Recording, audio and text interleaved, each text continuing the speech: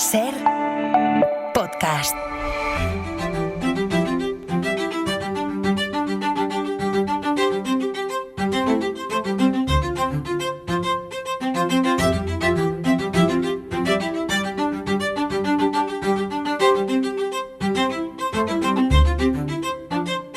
Yo que perdí mis manos en Jerez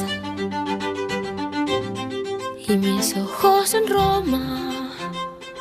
Crecí y el descaro lo aprendí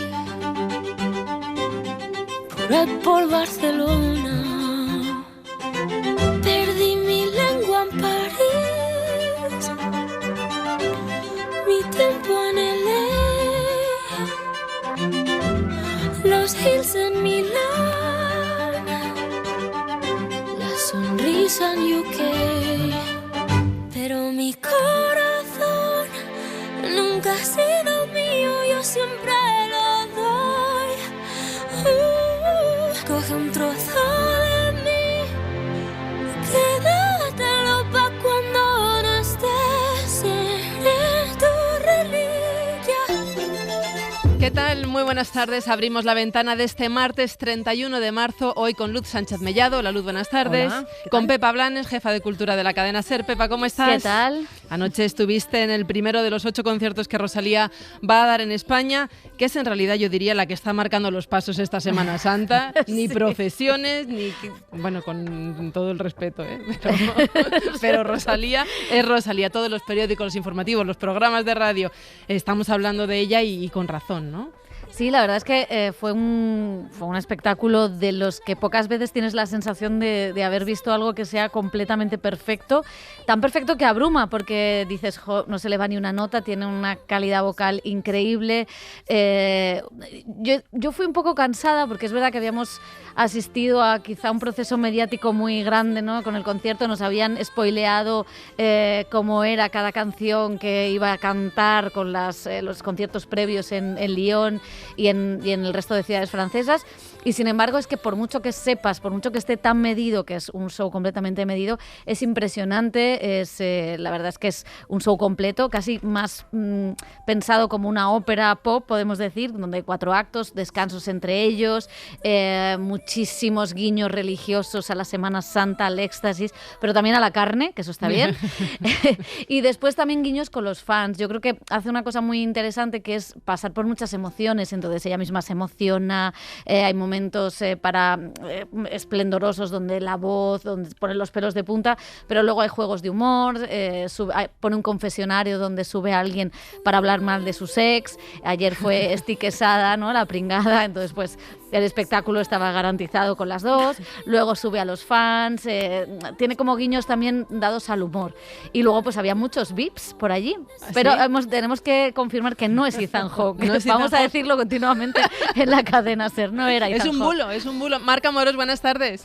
Hola, ¿qué tal? Buenas Es tardes. nuestro experto en bulos. No sé si te ha llegado este. No, este no me había llegado. Ethan Hawke estuvo en el concierto de Rosalía. Eso dicen. ¿Tú lo viste? No era Ethan Hawke, era Javier del Pino. Que es mucho mejor que Ethan Hawke. ¿Cómo se lo habrá tomado él? O sea, Javier, yo creo que bien, ¿no? Hombre.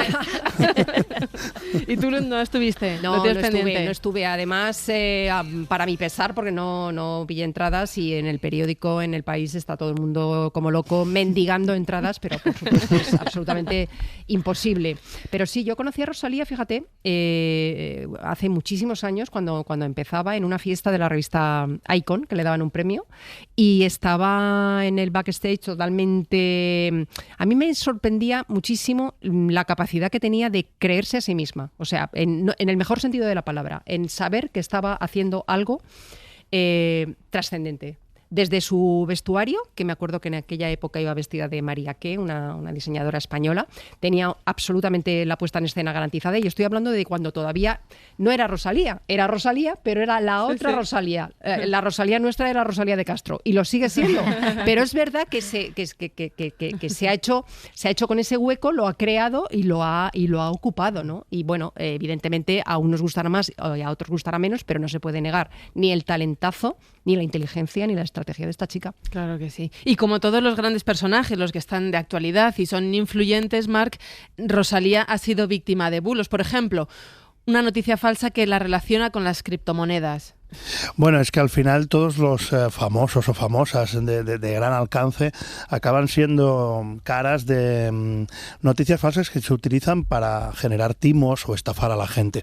En el caso de Rosalía hay una noticia que la vincula con criptomonedas y también con un juego, una especie de juego rollo Candy Crush. Esta noticia circula de dos formas distintas. Le han generado un vídeo falso a Rosalía, de ella en primera persona, un deepfake, un vídeo generado con inteligencia artificial, en el que ella dice que ella se ha descargado un juego maravilloso, que ha ganado mucho dinero de una forma muy rápida y que bueno, pues da el enlace para descargarlo. Creo el enlace podemos escucharlo. Sí, si queréis lo podemos escuchar. Te contaré por qué recomiendo este juego a todos. Primero, tienes 99% de posibilidades de ganar. Vamos, Además, que es que te si la puede pierdes, colar perfectamente, te daré vaya. 10.000 euros. Descarga el juego y gana Esto es dinero inteligencia ahora. artificial. Esto es inteligencia artificial, es totalmente falso, tanto la imagen como la voz. El mensaje es el que pues le interesa a los estafadores. El enlace que se da en la noticia no remite a una tienda oficial, digamos, de descarga de juegos, sino que es un enlace fraudulento. Lo que buscan es que tú entres allí, des tus datos bancarios, pagues un dinero y al final, pues nada, te quedas sin datos bancarios que se los has entregado a los estafadores y sin el dinero. Exacto. También circula esta misma noticia falsa vinculada a otro vídeo. En este caso no está hecho con inteligencia artificial, sino que se ha manipulado solo el audio. Se ve a Rosalía con María Casado, tiene una entrevista televisiva, se ha cambiado el audio tanto de María Casado como de Rosalía, y ahí Rosalía también dice que se ha descargado un juego, que hizo un pequeño depósito, que ganó un pastón en tan solo unas pocas horas. Lo curioso de esta noticia es que se difunde como si fuera una noticia de la cadena SER, es decir, que utilizan el nombre y el logo de la radio para difundir esta noticia, que es totalmente falsa. Aquí el tema es que si la SER quisiera demandar a los patrocinadores de este bulo, claro, ¿a quién denuncias? Claro, hay que encontrar el origen, ¿no?, de quién ha manipulado, digamos, la imagen de la cadena SER en este caso, pero la cadena SER no es la única. Es decir, que se han difundido bulos de este tipo, abanderando timos con los membretes del país, de la vanguardia del mundo, de muchos medios, ¿no? Es difícil rastrear el origen de quién está detrás de esto. También se creó, creo que lo contamos ya, una canción falsa de Rosalía sobre la Dana de Valencia. El río pidió auxilio y nadie quiso escuchar. Gritaba el agua en la noche y el poder miró pa'l mar. Y esto también es inteligencia artificial. Sí, esto también está hecho con inteligencia artificial, lo contamos en su día, se hizo muy viral esta canción. Han circulado otras canciones con otros artistas, Manuel Carrasco, por ejemplo, sobre el accidente de Adamuz, el accidente de tren, con lo cual no es algo novedoso, pero en el caso de Rosalía, vinculado con la Dana de Valencia, fue una canción que se hizo bastante viral y una vez más estamos ante un contenido falso generado con inteligencia artificial. El concierto de Rosalía es un planazo sin duda para esta Semana Santa, pero no hay manera de conseguir entradas y, bueno, más allá de esto de procesiones, de torrijas o de viajes, que está muy bien, siempre en La Ventana proponemos ir al cine. Mañana se estrena Laponia, es una película ambientada en plena Nochebuena, en el pueblo natal de Papá Noel, pero ojo que aquí en realidad nada es lo que parece. Para empezar, en el menú no hay ni langostinos ni turrón, hay sopa de guisantes. Luego tenemos el reencuentro de dos hermanas con temas, digamos, pendientes de resolver, un cuñado finlandés muy cuñado, la verdad, choques culturales, maneras distintas de entender la Navidad y lo que contamos a nuestros hijos para proteger la ilusión de su infancia. Con todos estos ingredientes, ¿qué podía salir mal?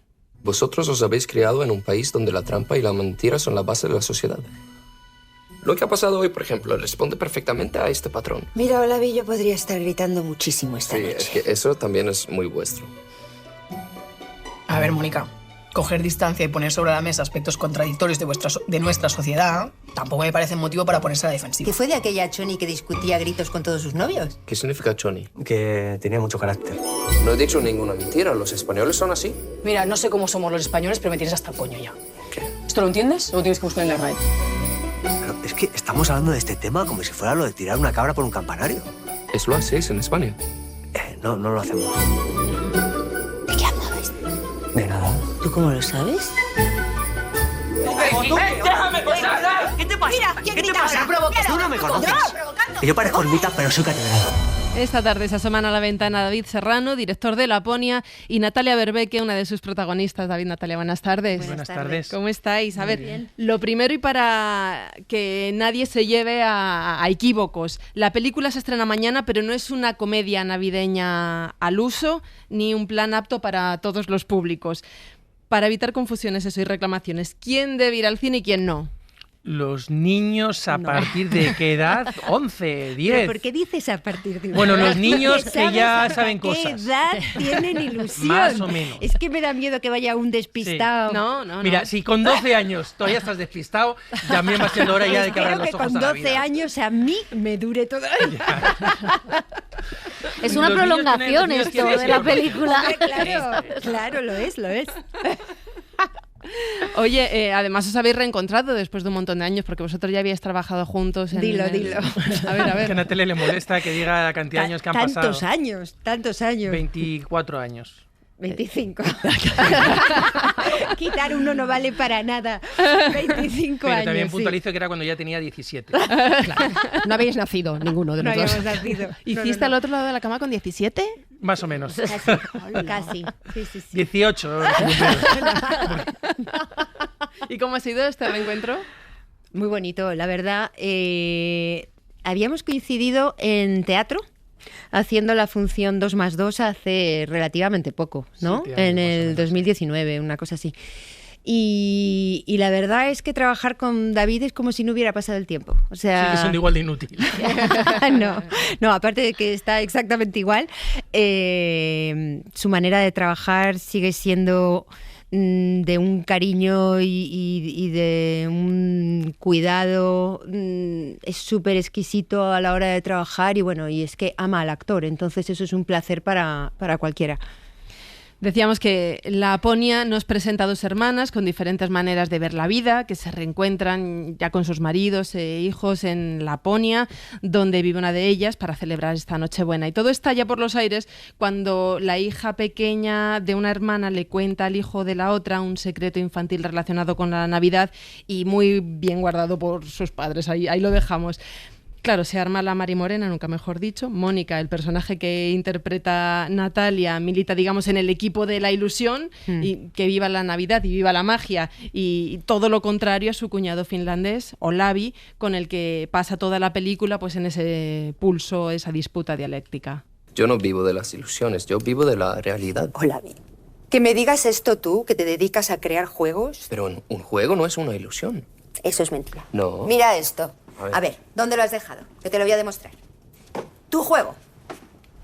Sube a la pirámide. ¿A qué pirámide? Pero si aquí no hay ninguna pirámide. Pero una cosa es la mentira y otra cosa muy distinta es la simulación.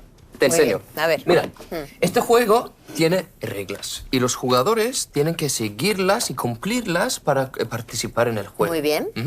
Pero vosotros no le estáis contando a Martín las reglas del juego. Él no puede elegir si quiere jugar o no. Vale. Y dime una cosa. En este juego, ¿hay un ganador? Sí, claro. ¿Y el que gana, qué gana? Gana la satisfacción de haber ganado. Una satisfacción que es una completa mentira. ¿No ha ganado nada? Ha ganado la partida. No. ¿Ha ganado una falsa sensación de satisfacción? Nuri, dime una cosa. Cuando Olavi gana, ¿está más contento? Sí, claro. Claro. Estás más contento porque te has creído la mentira del juego. Y tú juegas a fondo, ¿eh? Que cómo te pusiste el año pasado cuando perdiste las cartas. Mira, hace como que no se acuerda, pero te gané yo y te pusiste fino. Que gritar no gritabas, pero tienes una cara de mala hostia. ¿Y te ilusionas o te decepcionas? Natalia, tú porque te has compartes creído con la Mónica, mentira del juego, la acabas de decir, ¿no? En la vida real eres del Team Ilusión y Navidad Forever. Totalmente. Yo creo que hay que proteger la infancia y que los niños tienen que en ese periodo de la vida tienen que ser lo más felices y hay que crearles la ilusión y también evitarles todo lo doloroso, incluso con mentiras piadosas. Creo que es absolutamente necesario. Es que esta película tiene un montón de capas y un montón de temas que podemos... Sí, porque además no solamente es el reencuentro de dos hermanas, casi es el reencuentro de dos mundos, o sea, dos civilizaciones, dos países, que Finlandia y España, que tienen sus propias idiosincrasias y que ahí chocan, pero también las relaciones familiares y también la evolución de los propios personajes, las edades, ¿no? A mí me ha interesado mucho, y lo comentábamos antes, un poco cómo la vida pasa por cada uno de los personajes, tanto de los adultos, en este caso los niños están un poco más digamos, más en sordina, pero los niños cómo condicionan la relación de los adultos. Hablabas, Natalia, de que los niños tienen derecho a esa felicidad y a esa vida sin dolor, pero en algún momento llega, y entonces la postura de Olavi y de la hermana también tiene su público, ¿no? Totalmente. O sea, no sé hasta qué punto el director David... Pero cuando llega el momento, porque la postura de ellos es desde el principio. Claro, el tema es cuándo llega el momento. Claro, vosotros sois padres más o menos de niños todavía en esa edad, pero en algún momento tiene que llegar. Uno se puede preparar. No lo sé. No va a quedar otra, hay que prepararse. Todavía, la mía tiene 9. Y yo, como Mónica, unos meses antes de hacer la película, sin saber que iba a hacer esta película, me llevé a mi hija a La Poña a que conociera a Papá Noel en persona para alargar esta pregunta. En el de tiempo. momento me ha funcionado. Tenemos 9 y me ha funcionado. Es verdad que hace poco me hizo una pregunta por un comentario que le hizo una compañerita. ¿A la que odias? No. Pero mi contestación quizá no fue la más acertada, porque eché la culpa a la nacionalidad de la niña. Claro, como en la peli. Pero no solo eso, mira, el otro día mi hijo, que tiene 4 años, estaba aterrado porque alguien le debió decir en el colegio que en un colegio, según el de Estados Unidos, el pobre, habían tirado bombas. Entonces estaba aterrado, no podía dormir. Entonces hay informaciones que los niños no deben recibir porque no saben cómo manejarlas. Entonces ya no solo estas cosas un poco más... A ver, esto es una anécdota. Más anecdóticas, pero es cierto que a los niños hay que protegerlos. Pero hay una cosa que dice mi personaje que tiene toda la razón del mundo, que hay de malo en que crean que un ser mágico les trae regalos. Quiero decir, ¿qué hay de malo en eso? No hay nada de malo. Al contrario, es súper bonito, pero incluso es súper bonito para los padres, para la familia. De hecho, yo creo que el duelo aquí es el duelo de los adultos, de pasar de una etapa de la vida a otra, porque, vamos a ver, el niño sabe, para el niño no es un drama. Bueno, cuando se entere verás. Cuando se entere verás, claro. Pero al ¿Te fin va y a al cabo, recordar lo de la ponia? todos hemos pasado por ese momento y seguimos adelante, los niños, y todo sigue igual, realmente. Seguimos manejando pues una fantasía, todos, ¿no? Pero realmente el duelo es que yo, por ejemplo, como madre, quiero alargar esa infancia todo lo que se pueda, porque es un momento maravilloso. Y parece que cuanto más largo sea esa creencia, el tiempo no pasa, pero pasa. Y eso es realmente lo que... el conflicto aquí. Es que además hay una etapa de los niños maravillosa que es ya cuando te quitas los marronazos de que son bebés.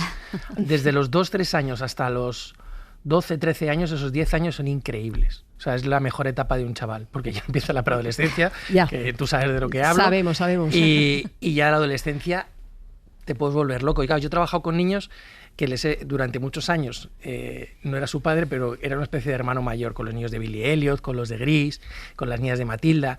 Y entonces, como eso se trabajó durante muchos años y fuimos enlazando otros proyectos, cuando tenían 10 años eran maravillosos. Cuando tienen 14 ya empiezas a...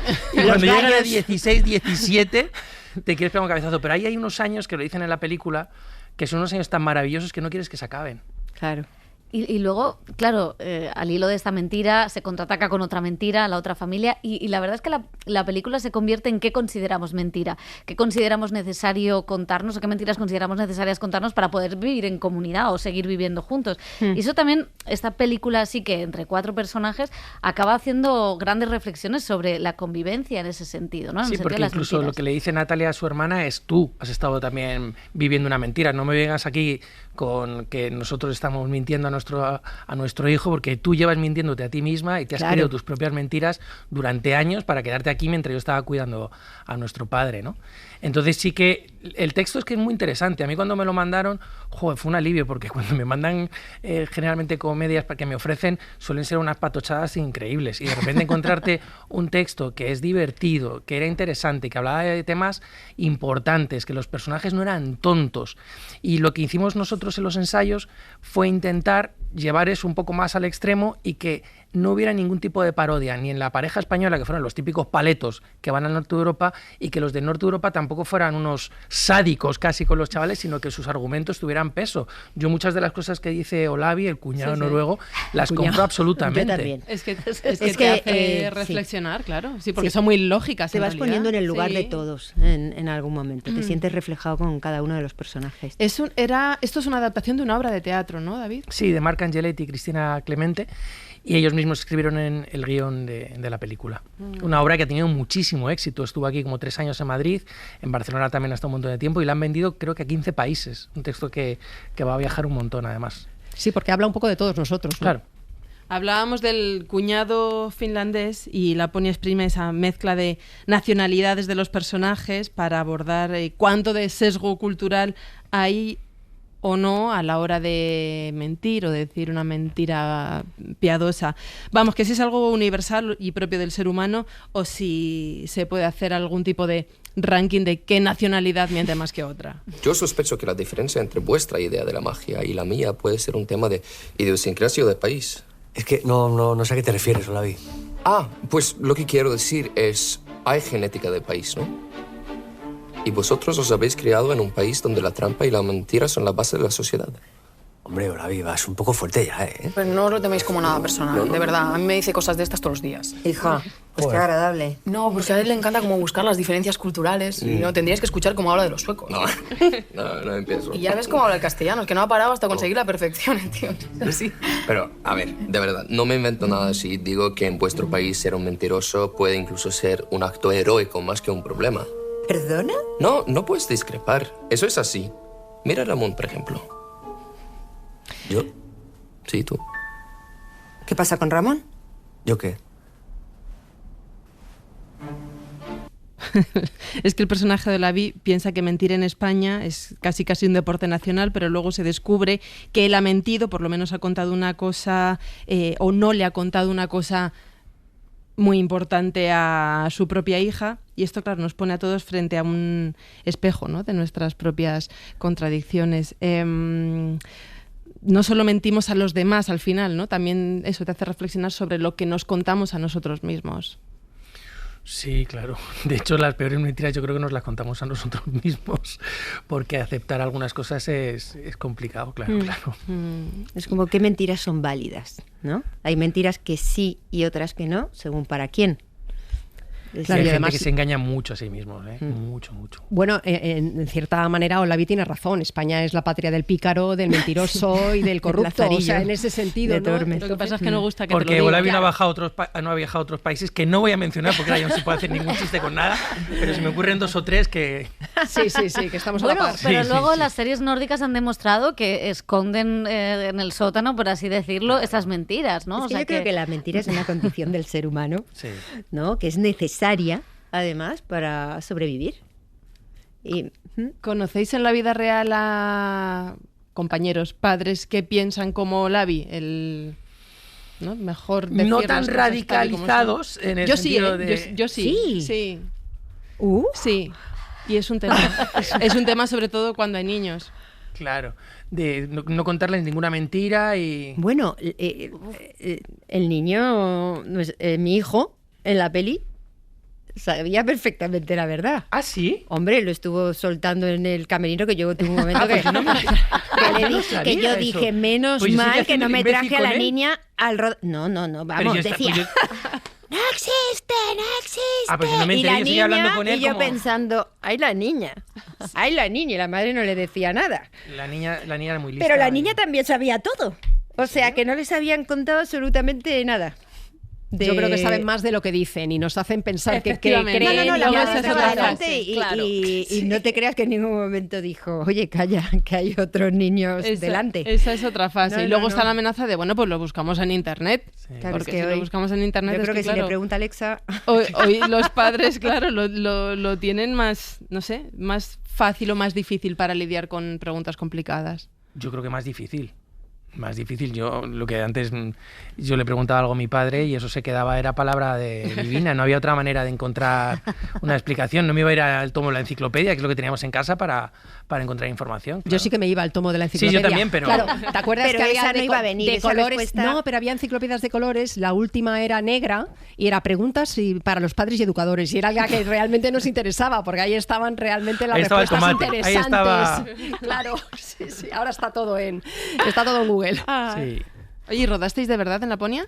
No. A la No, Laponia rodamos- solo ha ido Natalia. Eso sí que es una Total, mentira de la película. total. Sí, sí, sí. Eso sí, rodamos en Bilbao. Que es lo más parecido a Laponia que tenemos. ¿O cómo está la cosa? A ver. Lo que tengo que decir es que nos mandaron una serie de casas de referencias de Laponia, ¿no? Y una de ellas era prácticamente igual que la casa en la que hemos rodado en Bilbao. Entonces, cuando me pasaron de las fotos de la casa de Bilbao, de Munguía, dije, anda, si es que es igual que la de Laponia. Y el productor dijo, es exactamente igual, no hay que irse. Y está más cerca. Es clavada. Ahí yo creo que ha hecho mucho daño la decoración de la multisuperficie esta de redecora tu vida, que todos sabemos. Que todo es igual. No, nosotros tuvimos que redecorar la casa en la que hemos rodado porque el dueño de la casa es un fanático de los barcos.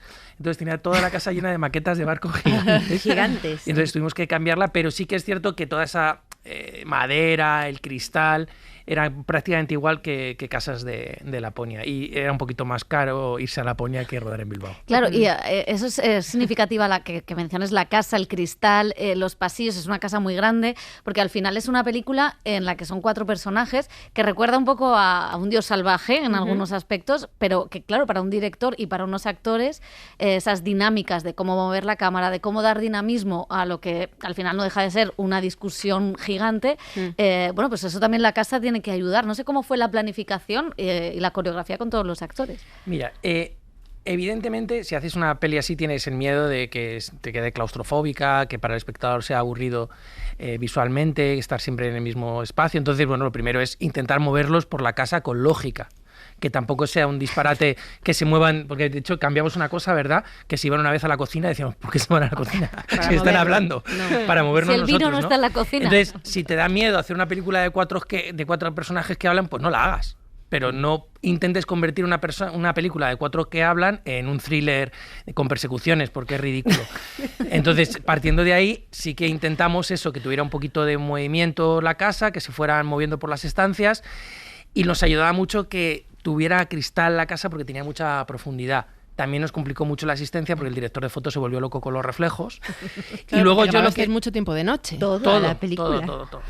Y lo que yo no quiero hacer nunca es hacer cosas con la cámara que vayan en contra de lo que estoy contando, o sea, ponerme a girar de repente o hacer muchos cortes o hacer encuadres que fueran más peculiares, que llamaran más la atención, porque lo que nos interesaba aquí era el diálogo de los personajes. Entonces, todo lo que fuera en contra de lo que estaban hablando lo desechamos absolutamente. Sí, es que es una película donde todo está en el texto.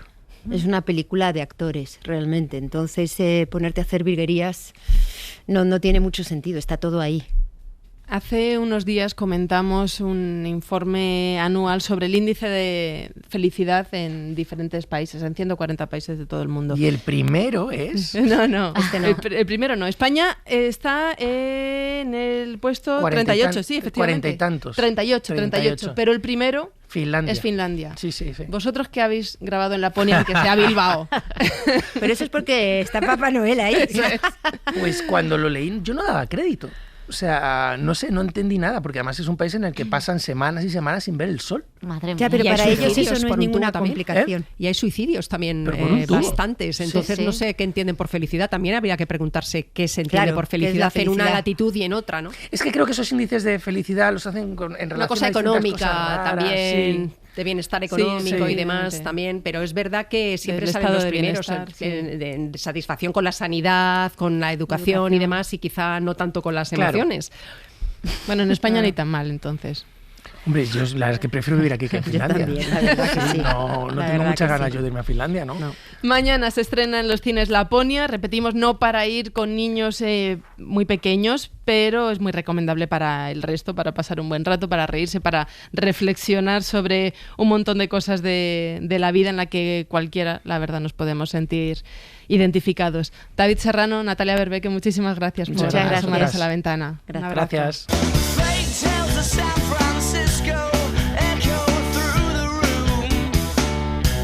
Seguimos en la ventana tomando café con Luz Sánchez Mellado, con Pepa Blanes y con nuestro bulólogo Marc Amorós. Marc, han publicado un nuevo estudio que apunta al algoritmo como el responsable directo de que las fake news se difundan más que las noticias reales. Bueno, es algo que ya intuíamos, que no nos ha sorprendido en exceso, pero es un estudio realizado en una universidad de Australia, ha analizado el comportamiento de más de 4.000 participantes en distintos escenarios.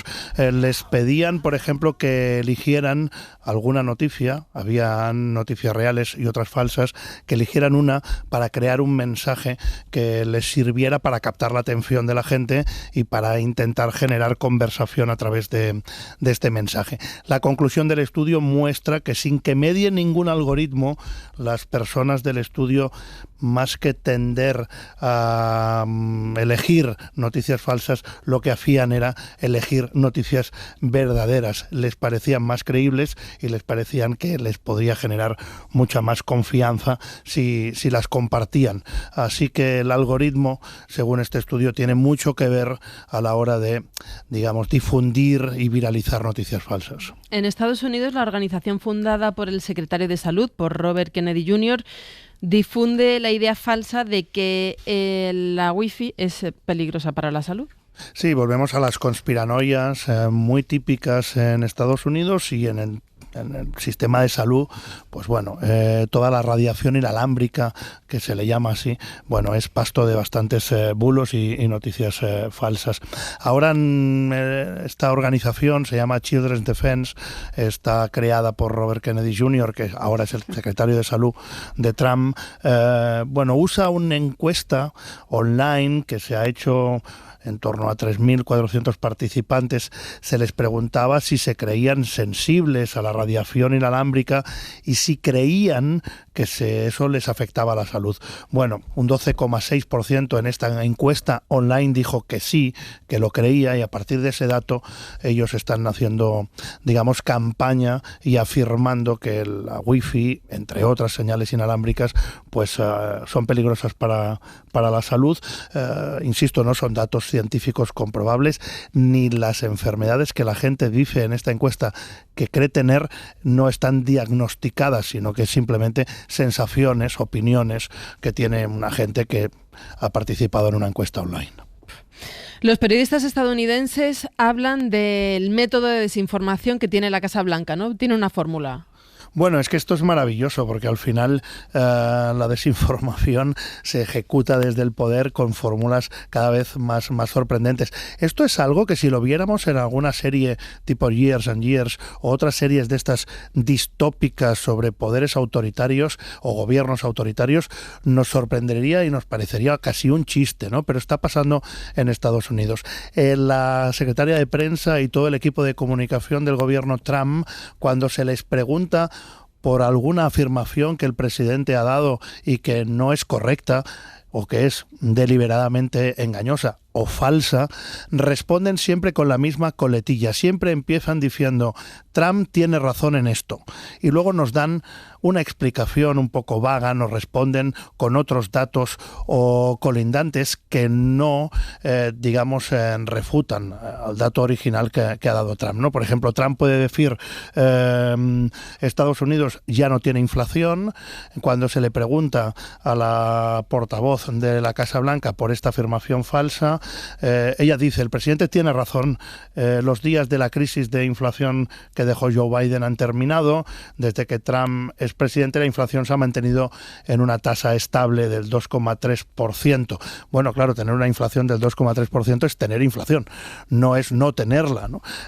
Insisten en esta fórmula de siempre decir el presidente Trump tiene razón. ¿Os acordáis de una gorra que hizo Trump que ponía Trump is right everything? Sí.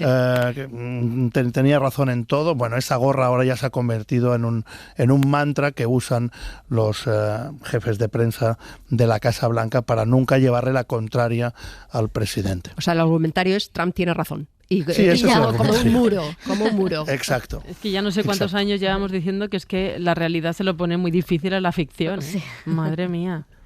Vaya tela. Luego tenemos más deepfakes. Bill Clinton critica a Trump en YouTube por la guerra en Irán. Vamos a escucharlo. You know, I've been around long enough to know what it looks like when a country is standing at the edge of something it doesn't fully understand yet. El problema es que no es Bill Clinton.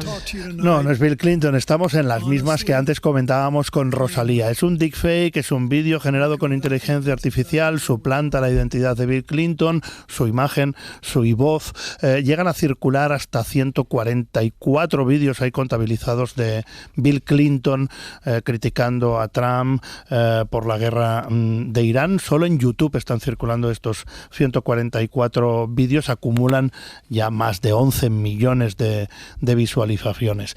Los deepfakes están generando también muchos escenarios sorprendentes y muchos problemas a muchas personas. En este caso, Rosalía y Bill Clinton son dos ejemplos. El caso es que lo que dice es coherente y es sensato. O sea, el problema es no tanto lo que dice, sino que es que no lo ha dicho, que es mentira y que te la cuelan, ¿no? Sí, efectivamente, alguien que... Bueno, la fabricación de falsedad informativa busca que tenga algo de trazo de verdad, ¿no? Es decir, que tenga la posibilidad de ser creída, ¿no? Entonces el discurso de Bill Clinton, bueno, puede encajar que Bill Clinton esté abanderando este discurso. El problema es que Bill Clinton públicamente esto no lo ha dicho y por lo tanto es totalmente falso. Tampoco es verdad que Pedro Sánchez haya dicho que cualquiera que insulte al Islam irá a prisión.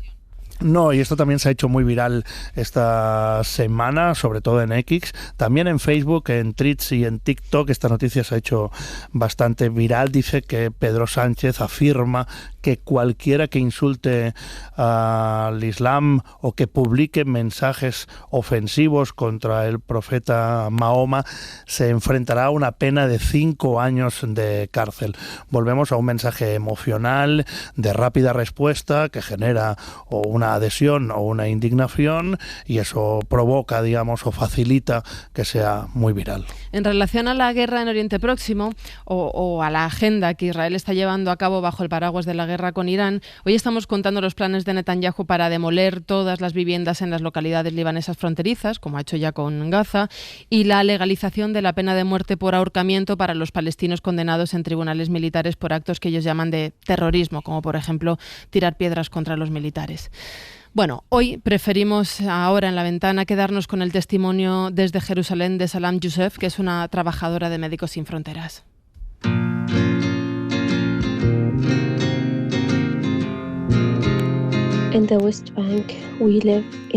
Me llamo Salam Youssef y llevo 12 años trabajando en Médicos Sin Fronteras en Jerusalén. En Cisjordania vivimos bajo la sombra constante de la violencia que nos llega desde todas las direcciones. Sobre el terreno se producen encuentros que nadie puede predecir.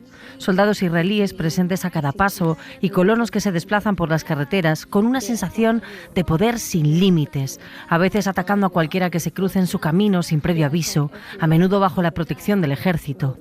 No hay una línea clara entre lo que es seguro y lo que no. Incluso el momento más cotidiano puede convertirse de repente en miedo. Ni siquiera el cielo parece ya un lugar lejano o seguro. Hay un miedo silencioso y constante a lo que pueda venir de arriba. Misiles balísticos lanzados desde lejos, sin forma de saber dónde caerán ni cuándo. Lo más difícil no es solo el sonido de las sirenas o el de las explosiones, sino saber a dónde ir y dónde buscar refugio. Nos sentimos completamente desprotegidos y atrapados entre lo que ocurre en tierra y lo que puede venir del cielo. Nos quedamos aferrados a nuestros hijos, tratando de ofrecerles tranquilidad en una realidad que ofrece muy poca. Soy madre de 2 niños que crecen en una realidad en la que la violencia no es algo lejano o abstracto. Es visible, inmediata e imposible de explicar por completo. Ellos observan, se dan cuenta y oyen las sirenas y luego hacen preguntas que no tienen respuestas fáciles. ¿Por qué está pasando esto? ¿Por qué hay tantos puestos de control alrededor de la casa de la abuela? ¿Estamos a salvo? ¿Volverá a pasar? Y en esos momentos me encuentro buscando palabras que puedan protegerlos. ¿Cómo se explica el miedo sin transmitírselo? ¿Cómo puedo describir el mundo como un lugar seguro cuando su experiencia les dice lo contrario? Intentamos crear normalidad a través de pequeñas rutinas, de la risa, de aferrarnos a momentos de calma, pero incluso esos momentos cargan con el peso de todo lo que nos rodea. Vivir aquí significa aprender a seguir adelante a pesar de la pesadez. Significa llevar a cuestas tanto la resiliencia como el agotamiento al mismo tiempo. Significa proteger la esperanza incluso cuando parece frágil. Porque al final, a lo que más nos aferramos no es solo a la supervivencia, sino a la creencia de que nuestros hijos merecen crecer en un mundo donde sus preguntas tengan respuestas más sencillas. Maybe they have simple answers. La Ventana, en Ser Podcast.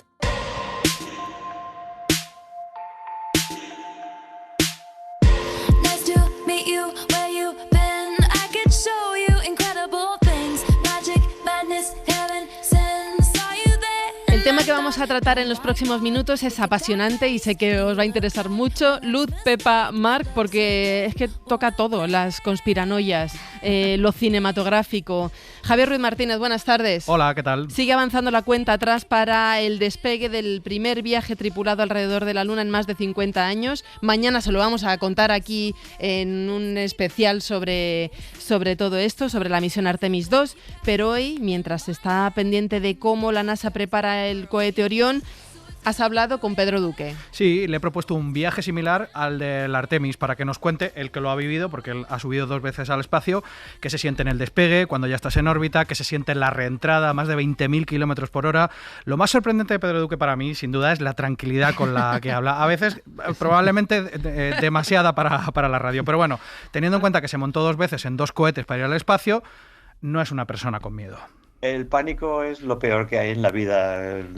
Cuando tienes pánico es cuando te arreas el guantazo con la bicicleta, aunque sepas montar. Para librarse del pánico lo que hace es una cosa muy científica, entender algo para perderle el miedo. Como en todo en la vida, tú aprendes a no tener miedo aprendiendo a cómo funcionan las cosas y adquiriendo una confianza en que sabes manejarlas. Y la otra cosa que me parece muy significativa de cómo Duque habla de las cosas es cómo habla del cohete, cómo se refiere a él. Habla de la máquina, pero es que se refiere a él como una especie de animal, como una especie de ser vivo. Confianza importante, grande, en la máquina y en las personas que la han puesto en marcha. Respeto a la máquina, has dicho, ¿no? Como una persona que monta a caballo tiene respeto hacia el caballo, ¿no? Sí, casi más como el que se pone ante un toro, pero bueno, sí. Esperas que el caballo te respete a ti también, que el caballo es mucho más fuerte que tú. Bueno, una conversación fascinante que podéis leer y escuchar entera en cadenaser.com. Este tema, Marc, es un clásico entre las conspiranoias, ¿no? El que no hemos llegado a la Luna, o esto ya está enterrado, esto ya pasó de moda. No, que va a estar enterrado. Mira, el último estudio de la Fundación BBVA el año pasado nos dice que un 22% de los españoles todavía creen que el hombre no ha llegado a la Luna. 22% de españoles, teniendo en cuenta que somos una población de, ¿qué?, 49 millones y medio más o menos, bueno, pues salen 10 millones y medio de personas, sí, que no son pocas. Corre el bulo actualmente de que la NASA ha admitido por fin que no hemos llegado a la Luna, es un bulo, otro más. También corre otro bulo diciéndonos que la huella de la pisada de Neil Armstrong es un montaje. El vuelo estrella es que todo fue un montaje dirigido por Stanley Kubrick y escrito por el autor de novelas de ciencia ficción Arthur C. Clarke. Este es el gran bulo que ha sido, digamos, el principal caballo de batalla de quienes niegan la llegada del hombre a la Luna. Bueno, pues habrá más a partir del lanzamiento del Orión, ya verás. Seguro. Y los comentaremos aquí. Venga, tenemos unos minutos para el juego. Venga, pues vamos allá. Jugamos todos, ¿eh? Vamos. Va, real o falso. A ver si adivináis qué noticias son reales y cuáles son falsas. Vamos con el primer titular. El capitán de la selección de Jamaica de fútbol rechaza un regalo de la selección de Nueva Caledonia en la repesca del Mundial porque pensaba que era brujería. Verdadero. Lo has visto muy claro, ¿eh, sí. Luz? Venga, te apoyo, verdadero. Sí, yo también, yo creo que verdadero. Sí, venga, pues yo digo falso, porque haya de todo. Bueno, pues esto es real, ha sucedido ayer. De hecho, en la repesca del partido entre Jamaica y Nueva Caledonia, la parte del banderín le regalaba como una especie de aro con flecos y el capitán de la selección de Jamaica dijo, puso una cara muy rara y no quiso aceptar el regalo. El árbitro tuvo que mediar, decirle que era un presente, que no era nada de malfario, así que finalmente terminó por aceptarlo. Que sí, eso. Estos sí que son supersticiosos, ¿eh? Ya ves. Madre mía. Venga, otro. Venga, 2 granjeras de Kentucky rechazan una oferta de $25 millones para convertir sus tierras en un centro de datos de inteligencia artificial. Yo es que de las granjeras esto, de Kentucky... Esto creo de peli de tarde. Esto es muy de peli de tarde, de peli de sobremesa. Yo digo que verdadero. Yo también me lo creo. Venga, yo falso, porque esto más... Falso. Bueno, pues esto es en real. Claro, viva las dos granjeras son madre e hija. Dicen que sus tierras son, digamos, de muchas generaciones, que han alimentado a la nación durante muchísimos años y que no quieren venderlas a un centro de datos de inteligencia artificial opaco que no se sabe bien. Esto es peli de tarde total. O sea, es una película de sobremesa. Con estas mujeres salvamos la tierra. ¿Qué hacen en Kentucky y no en la Casa Blanca? Venga, dale, Marc.